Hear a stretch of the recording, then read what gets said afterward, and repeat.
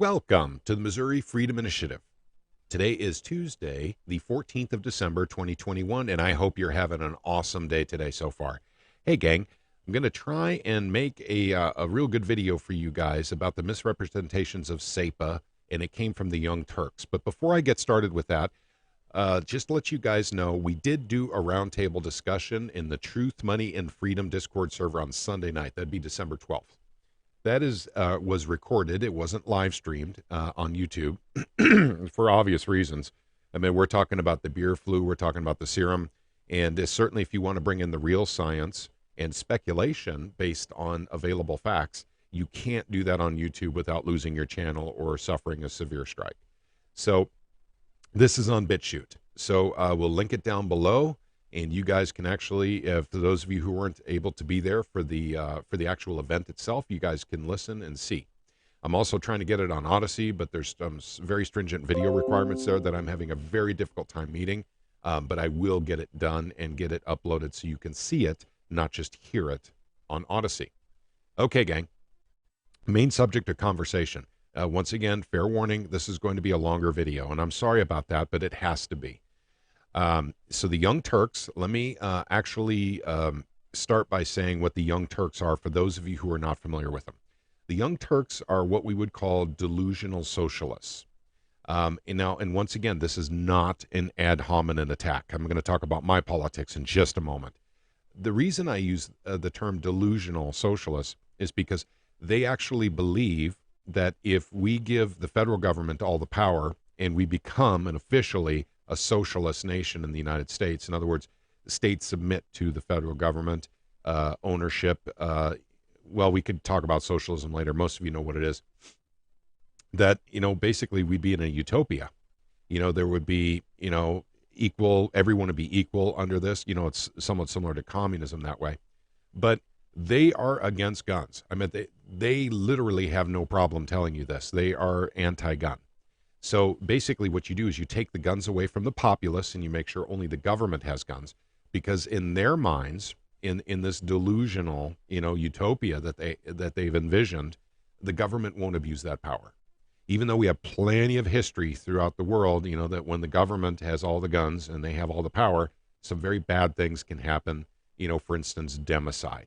And Russia, China, Cuba, Pol Pot, Idi Amin. I mean, we go into East Asia.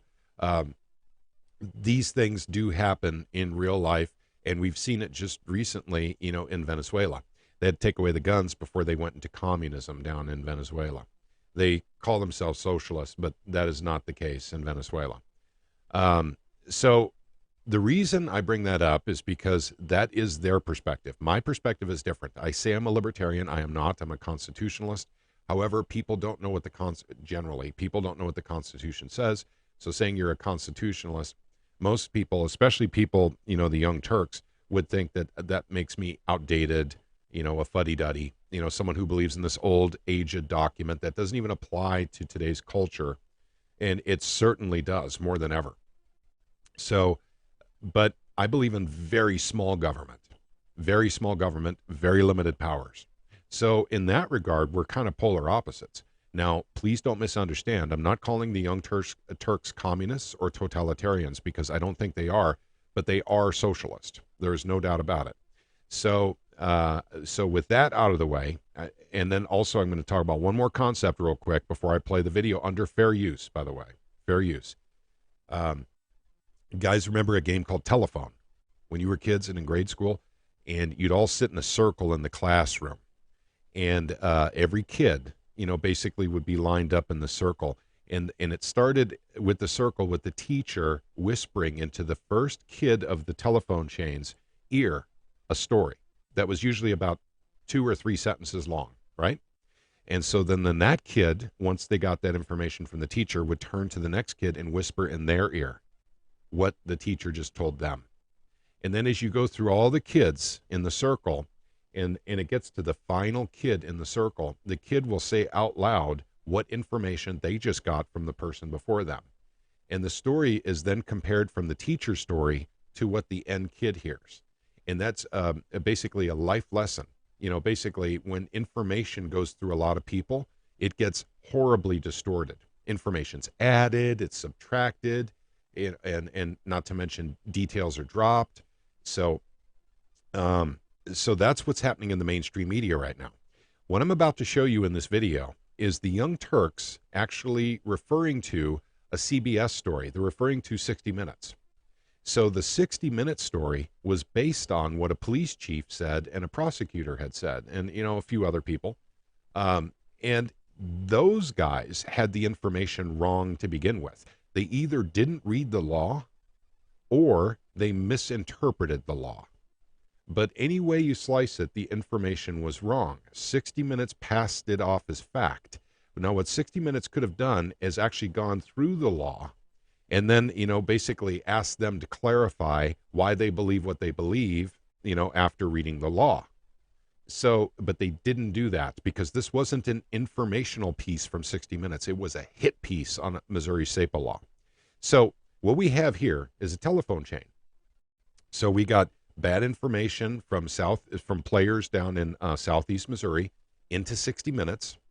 And now these folks at the Young Turks are taking that bad information from 60 Minutes. And so the information or the disinformation or misinformation is getting worse as we go through the chain. In fact, it wouldn't surprise me if by the end of the chain here, in February, after it's gone through several cycles of different news agencies and different reporters, that it comes out that Missouri SAPA law is some kind of Nazi eugenics program to kill everyone with brown eyes. I mean, that's how bad it seems to be getting to me. Now, that may seem like an exaggeration, but I think you guys understand my point. No one's reading the law. No one's reading it. They're just getting it from other reporters and going along. Do you know why? Because they can't beat this in a court of law. They're going to have to go to the court of public opinion. And that means that us here in Missouri, we have to pull together to save SAPA because people are coming to take it away. Why? Civil asset forfeiture taken away from law enforcement. They're not used to that. That was an income source for them. Number two, qualified immunity. They're not used to getting in trouble for breaking the law. In this case, the SAPA law. I'm not talking about any law. Okay, guys? So I think there was a general misunderstanding about that the last time I was on the radio with Mark Cox. It's about SAPA law. If they break the SAPA law, then there's a fine. There are ramifications for breaking that law.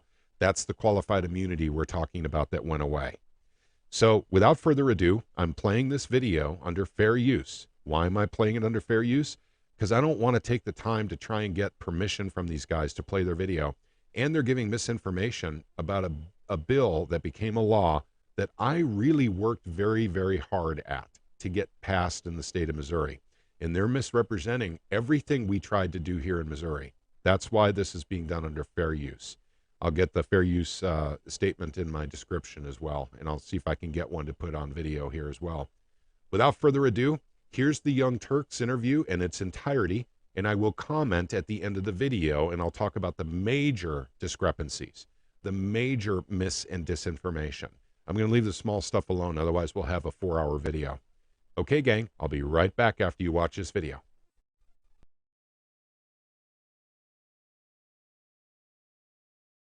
Well, next we are going to head to the show me state, which seems to be showing its ass more than ever. That's Missouri, and it's suffering the consequences of its state's efforts to evade Biden's gun regulations. Missouri passed a law that's called the Second Amendment Preservation Act, or SAPA. I don't know if they say SAPA, whatevs. Anyways, that act, well, it bans local and state agencies from enforcing federal gun laws. Now that prevents state resources from being used to further federal gun regulation. And it also happens to restrict Missouri law enforcement from really helping federal agents when they're looking to enforce federal gun laws. And the penalties, well, they're pretty steep. So per CBS News, agencies that break the law are subject to a civil penalty of 50 G's. Now this is payable to a Missourian who believes their Second Amendment rights were violated. Missouri passed SAPA in an effort to evade President Biden's repeated calls for stricter gun control laws. We already kind of definitely get that sense there. But really, since it was passed this past spring, SAPA has played out really poorly when it comes to curbing crime because, hey, well, I'll let the investigation by CBS News tell you. They said that we've learned Missouri law enforcement agencies pulled at least a dozen officers from federal task force that targeted illegal guns. In addition, the State Highway Patrol's Information and Analysis Center will no longer provide investigative support to ATF. Now, really, this couldn't be worse, and it couldn't come at a worse time because Missouri's murder rate right now is nearly twice the national average. And also local police, well, they're really limited when it comes to working with federal law enforcement, which was something that was very normal once before. And one of the big impediments SAPA creates is really in curbing domestic violence offenses. So check this out. Since 2017, the FBI has identified 744 people in Missouri convicted of a domestic violence misdemeanor who then broke federal law when they tried to buy a gun. Now, according to the ATF, local law enforcement was key to investigating these cases on the ground in Missouri. If those same officers helped the ATF with cases like that today, they would be breaking state law and subject to that $50,000 penalty. So this is all really to dodge common sense, gun control laws. Francesca? I mean, it blows my mind. I don't, can they do that is my first question. Obviously, why would they ever want to do that? Oh my God, you're just creating more and more problems. And not to mention, which is a big part of this investigation and the fallout from it, problems for the police who are like, now everyone is militarized and armed. No one's being no one is being tracked. No one is being followed up with. We feel unsafe. So put that on the side. But really, it's like, this is why you have a country, right? To have some sort of federal enforcement of agreed upon norms and laws that keep everyone safe. And then you've got to go your own way state. And it's like, it's like they're doing their Texas electrical grid, but for the Second Amendment, supposedly as if all of this violates the Second Amendment. So yeah, it really just stirs at the heart of what this country has long fought for, right? Which is this illusion of states' rights, usually around things that are deeply moral questions, right? Like in the Civil War and the enslavement of a whole people, right? But then you have this, and you're like, are we being torn apart because somehow you think that federal gun laws are tyrannical? I don't know, and I want to throw to you because we talked a little bit about this before about how this new strategy for circumventing these gun laws is totally from the same playbook that Texas took to circumvent Roe v. Wade when they allowed people to sue anyone who helps abet an abortion for to the tune of $10,000 a pop. Yeah. It's essentially a way to circumvent the federal government. Now, they definitely didn't take the same strategies other than to go out by way of a very nuanced evasion type law. And it really tells you that these people are smart. They can come up with things to fix the system or to break it and dismantle it in furtherance of oppression. And they have chosen the latter. And so when you ever wonder, can government really do something? Oh yeah, this should show you. They know how to get things done. It's a matter of what they want to get done. And in this situation here, we know that the future of this act, SAPA, that it's really something that's going to be resolved in the courts because at least 2 counties in Missouri have sued to stop the state law, but they've really yet to be successful, and DOJ doesn't know whether it's going to file suit. And so this is a very, very scary time, especially when we have states out here going rogue who are literally looking for loopholes to dismantle our democracy, knowing full well that at the congressional level, it's not getting done, and that they can get it stopped by individuals like Ted Cruz, Josh Hawley, and so on.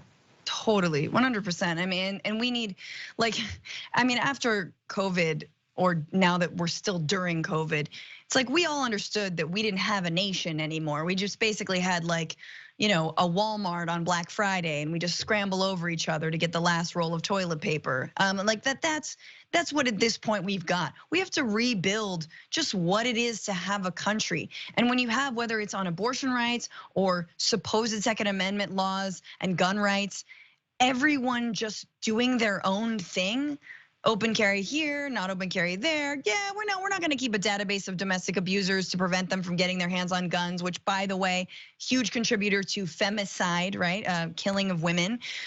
Whether or not their partner was abusive is obviously very indicative of whether or not they will be then murdered by that partner. No, they're just gonna do their own thing. And you realize that also applies to things like voting rights, and it applies to things like unions. And at some point, and at what point, is Biden gonna say to hell with the filibuster? We need to do this so we can actually get sensible gun laws passed. And no, you can't circumvent them. And no, it's gonna be, yeah, I mean, we will see as this snakes its way through the court whether or not it'll stand. But no, you can't do that through Roe v. Wade either. Although, I don't know, there's a lot of nails in that coffin, and I am not looking forward to the future. But it's just like, yeah, at what point are you like, are we a country still? Hello? Yeah. Well, yeah. No, it's a good question, and we will talk about it kind of in the post game. But I am already going to kind of bring up the subject real quick of what if we did reinvent the country now? Like, who would be our founding fathers? Would it be like The Rock, and we'd have some influencers? We'd have a Kardashian there. I'm teeing it up because I'd like to know who you'd want to be like the founding, I don't know, influencers or the founding whatever. The founding influencers is the funniest. Give it some thought. I'm trying to tell you, sis, we could do this. We could raise money. We'll start a GoFundMe to start a new government. I got it. But in the meantime, like that. But no Kardashians. I'm with you, but we gotta ban Kardashians. All right, we'll see. Maybe Courtney, but probably not. Yeah, we'll vote on it. Okay, we'll vote. Put it to a vote. Thanks for watching the Young Turks. We really appreciate it. Another way to show support is through YouTube memberships. You'll get to interact with us more. There's live chat emojis, badges. You've got emojis of me, Anna, John, JR. So those are super fun. But you also get playback of our exclusive member-only shows and specials right after they air. So all of that, all you gotta do is click that join button right underneath the video. Thank you. Okay, gang. So I watched the video. I took some notes. I stopped taking notes after a while. I suddenly get a much larger understanding of why so many Americans are on antidepressants at this point. I'm about to be very critical of the Young Turks, so I'd like to start with a compliment. You two ladies are very, very beautiful. Okay. Let's start with 22 seconds into your video, where you talk about the bans on federal and state agencies from enforcing federal gun laws. That is absolutely untrue.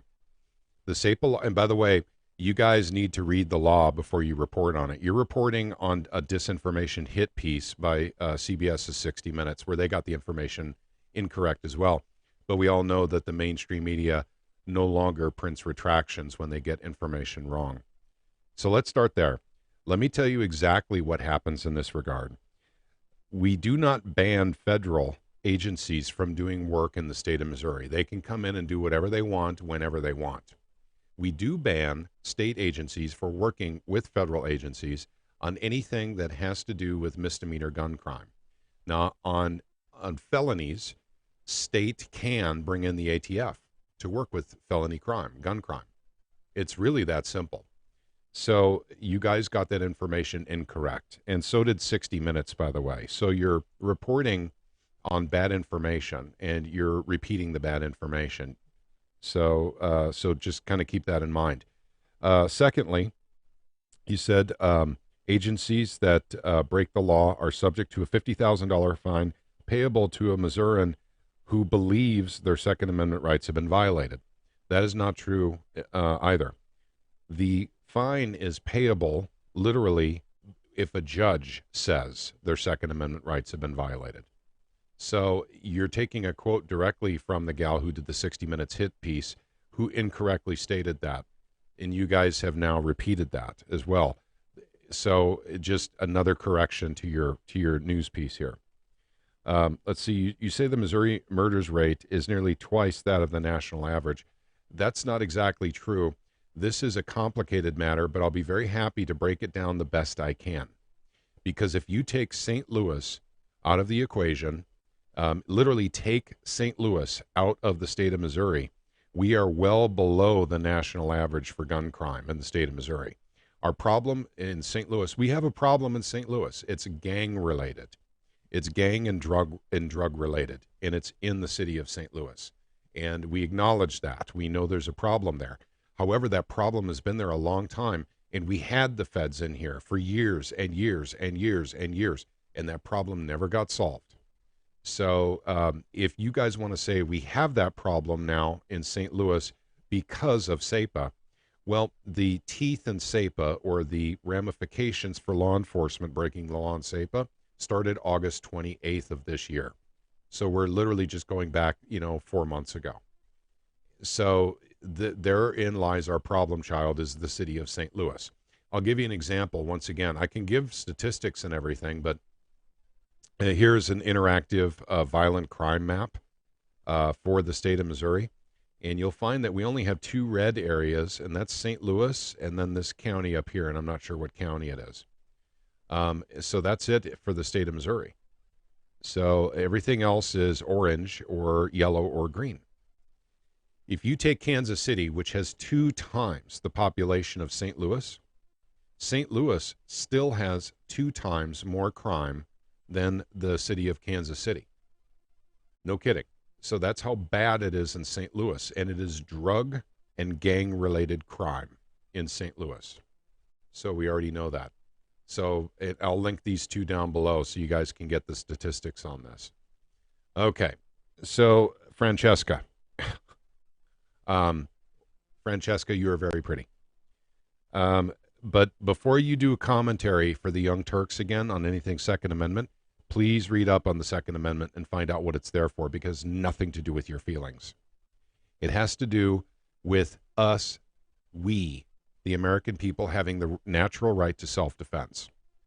And I realize that in the socialist utopia that the Young Turks would like to bring about in the United States, that we'd all be equal if only the government had guns, if only the military had guns, maybe the police.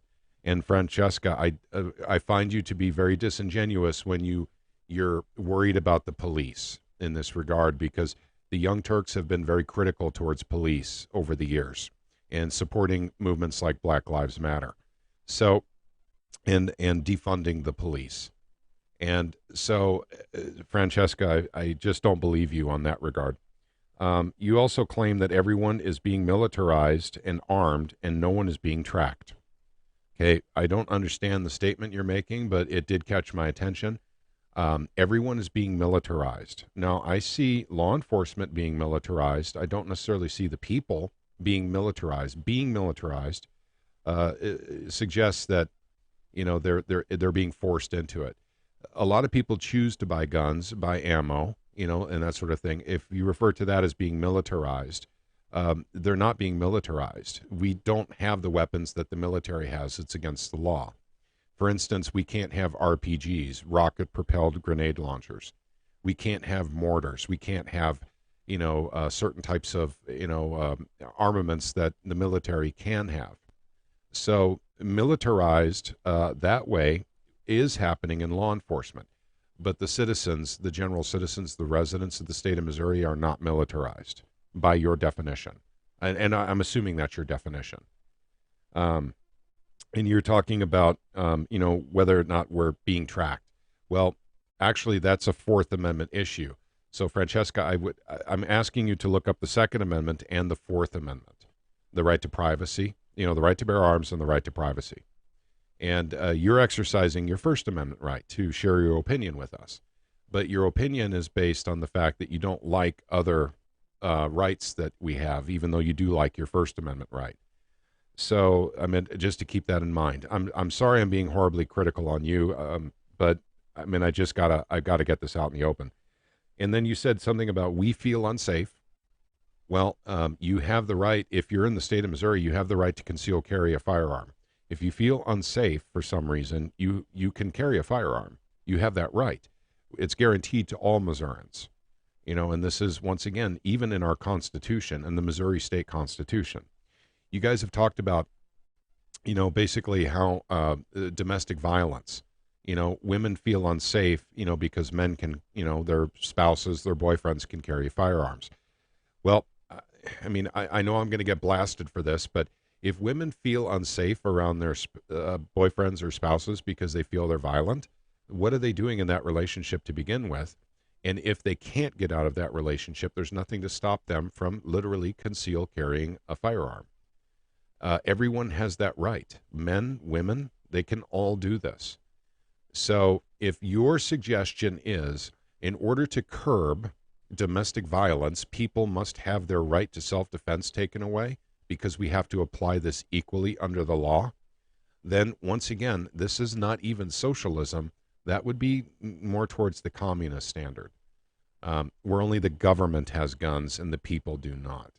So, and that's about as far as I want to take it with this one, gang, because these two women, although they're very pretty, clearly don't know what they're talking about with the Second Amendment Preservation Act in the state of Missouri. They did not read the law. They're basing everything they're doing right now on a 60-minute hit piece, and I challenge these two women to a debate if they happen to see this video.